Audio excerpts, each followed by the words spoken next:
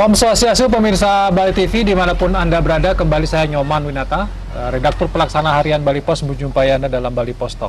Kali ini saya akan mewawancarai Ketua GUPI Gabungan Usaha Peternak Babi Indonesia Daerah Bali, Bapak Ketut Hariswiase, berkaitan dengan berkembangnya penyakit mulut dan kuku yang menyerang ternak, terutama sapi dan juga kambing.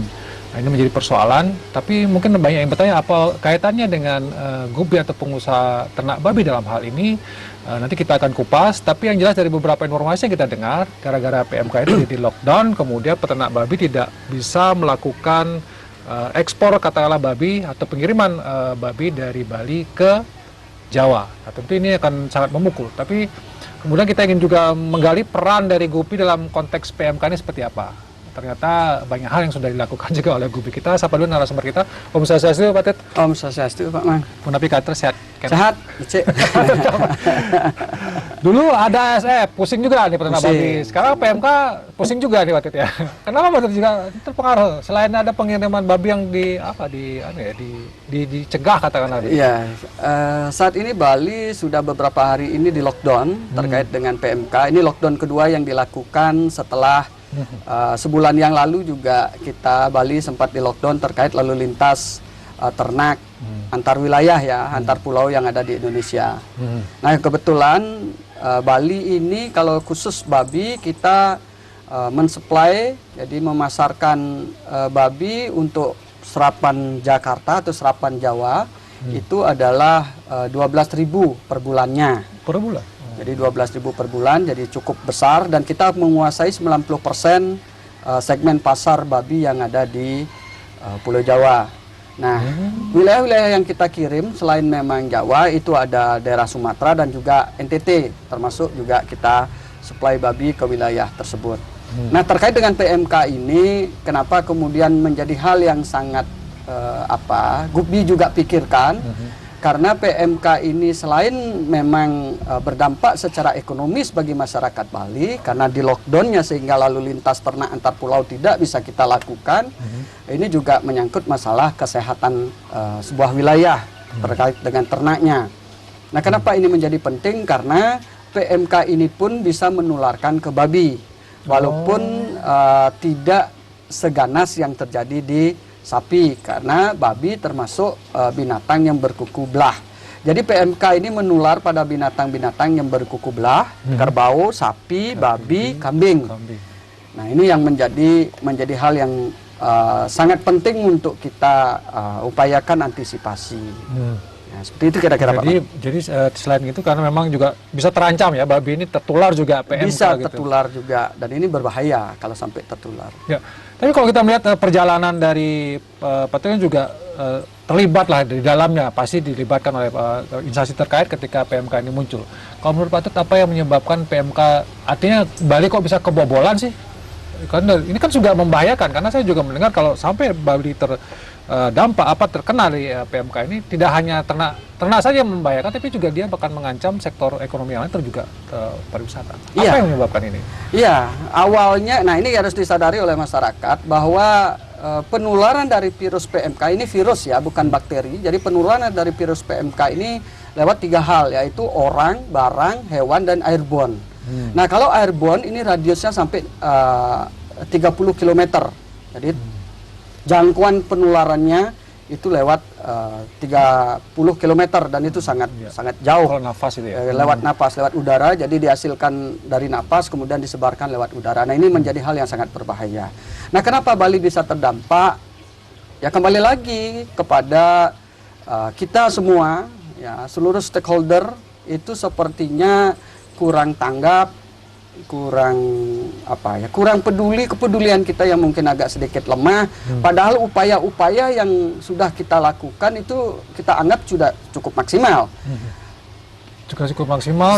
Sangat maksimal malah. Dari peternak sudah melakukan hal yang maksimal. Dari GUPI terutama. Jadi GUPI pada saat pada saat Jawa Timur ditetapkan sebagai wilayah terdampak 2 bulan yang lalu, kita sebenarnya 10 hari setelah Jawa Timur ditetapkan sebagai wilayah terdampak, kita sudah memasang bilik disinfektan. Jadi 4 hari setelah ditetapkan kita rapat. Nah, 6 hari kemudian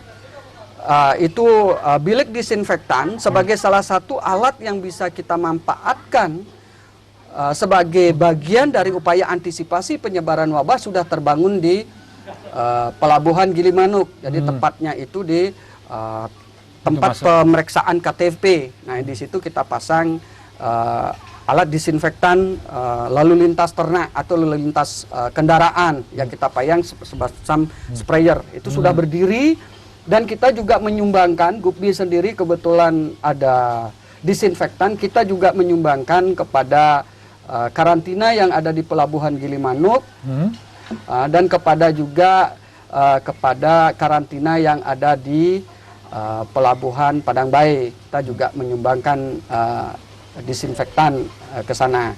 Nah, terkait dengan itu, jadi upaya-upaya dari kita untuk melokalisir penyebaran wabah sudah kita lakukan.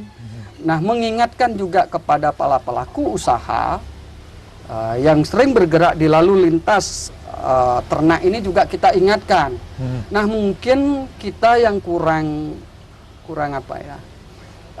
kepedulian kita masih kurang, sehingga kemudian diketemukan di beberapa titik di Bali itu ada penularan PMK di sapi. Nah, ini cukup kita sayangkan karena kebetulan akhir tahun ini akan ada G20, dan ingat bahwa PMK ini adalah salah satu penyakit yang sangat ditakuti di belahan dunia yang lain. Nah, ini mungkin bisa menjadi pertimbangan kepada pemerintah agar betul-betul serius dalam hal ini menangani kasus PMK yang ada di Bali. Tapi ada banyak pertanyaan, Pak.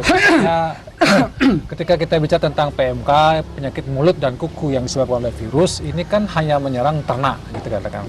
Ternak dan tidak menular kepada manusia, tidak membahayakan lah kepada manusia. Tapi kemudian seperti Pak bilang tadi, ini penyakit yang membahayakan.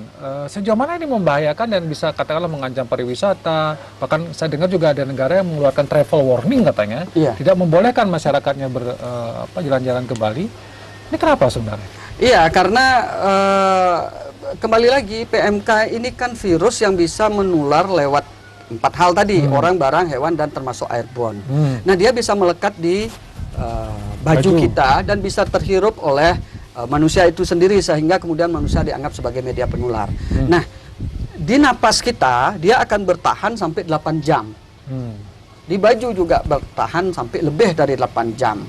Nah, kalau kemudian suatu wilayah itu terdampak, kemudian kita datang ke sana dan pindah ke wilayah yang lain, berpotensi kita sebagai media penular. Nah, kembali lagi, kalau kita mengkonsumsi dagingnya aman enggak? Sangat aman, jadi tidak menular ke manusia.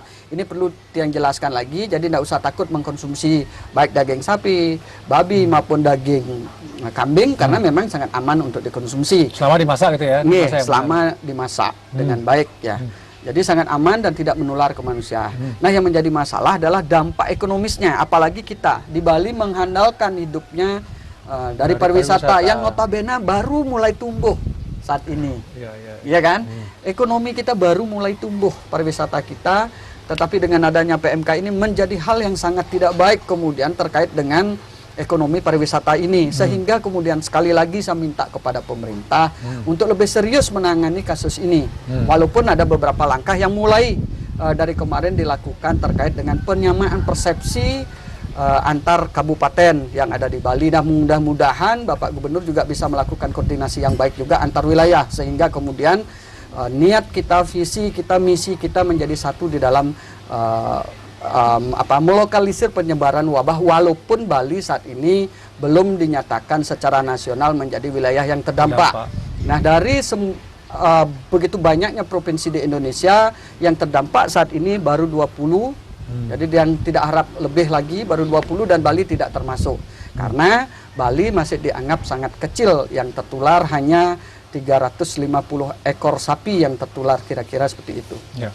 Tapi yang perlu dipertegas lagi bahwa kalau misalnya tidak membahayakan bagi manusia, tapi manusia bisa menjadi penular.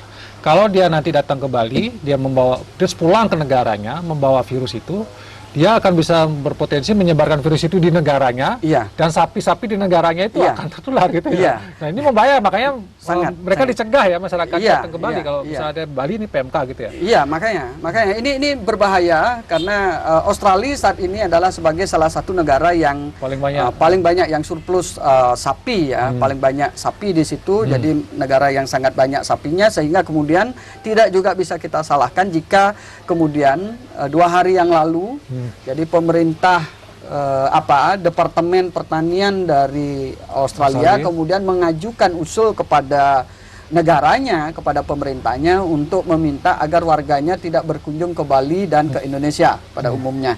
Nah ini menjadi hal yang sangat berbahaya, sehingga kemudian ya kembali lagi ini harus serius ditangani. Ini serius ya Pak? Ini persoalan serius ya? Sangat serius. Tidak aja. Dan tadi Pak Atas juga mengatakan bahwa Pak Gubernur harus segera bertindak ya. Tapi kalau real apa yang harus dilakukan oleh Pak Gubernur dalam hal ini Pak? Iya, kalau boleh saya minta saat ini mulai diberdayakan semua stakeholder termasuk pada pelaku usaha yang bergerak di bidang meat processing, yang bergerak di bidang pemotongan daging hewan. Nah ini kenapa ini menjadi hal yang sangat penting? Karena Bali baru terdampak itu cuma 350 ekor dan ini harus segera diselesaikan karena dari pusat meminta agar 1 minggu dari hari Senin kemarin Bali sudah clear, sudah harus zona hijau ya. Pertama yang kita minta kepada pemerintah, lakukan pemanggilan atau lakukan komunikasi dengan seluruh tukang potong yang ada di Bali untuk menyerap hasil produksi ternak yang ada di wilayah-wilayah selain di zona merah yang masuk ke zona ungu. Jadi ada perbatasan zona abu-abu. Jadi karena radius penularannya yang kita anggap normalnya itu adalah 10 km. Jadi radius yang dianggap normal itu adalah 10 km. Nah di radius 10 km ini kita harus clearkan semua binatang di situ yang berkuku belah. Baik kambing, baik babi, baik sapi. Artinya apa? Bahwa sapi-sapi atau babi atau kambing di wilayah terdampak atau masuk di zona abu-abu ini yang sudah siap panen, mari kita panen dulu. Terkonsentrasi ke sana semua dulu, diambil produk rakyat sehingga rakyat tidak akan ada dampak kerugian yang ditimbulkan. Karena bila kemudian sapi yang kena di wilayah terdampak, ini akan diwajibkan untuk dilakukan pemotongan paksa. Jadi sapinya itu dipotong dan pemotongannya itu tanpa tulang tidak boleh digunakan, kulit tidak boleh digunakan, kaki tidak boleh, kepala tidak boleh, jeroan tidak boleh. Nah maka ini pun akan menimbulkan kerugian karena kepala, kulit, tulang, ya ini semua punya nilai ekonomis. Ya kita hitung kemarin, jadi kemarin kita juga mengundang tukang potong datang dan tadi pagi juga datang ke rumah. Jadi kita ajak diskus, kita ajak komunikasi. Mereka siap membeli daging sapi di wilayah terdampak itu 80.000. Per kilo. Sehingga kalau babi berat 300 karena susutnya dia menurut tukang potong nanti adalah 35%. Jadi hitung-hitungan kita dia peternak sapi itu kan mendapat 8.500.000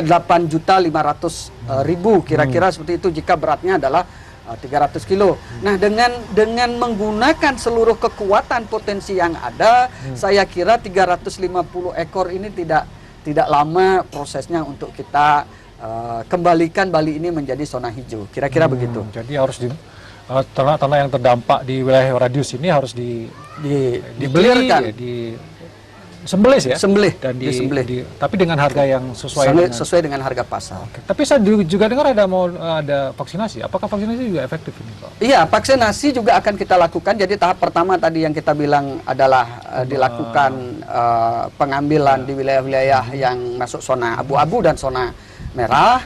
Nah, yang kedua akan dilakukan vaksinasi per hari ini. Ini akan dilakukan vaksinasi diutamakan dulu di wilayah terdampak itu vaksin yang sudah datang itu 12.000 ya, untuk kapasitas 12.000 sudah datang kemarin dan hari ini sudah didistribusikan.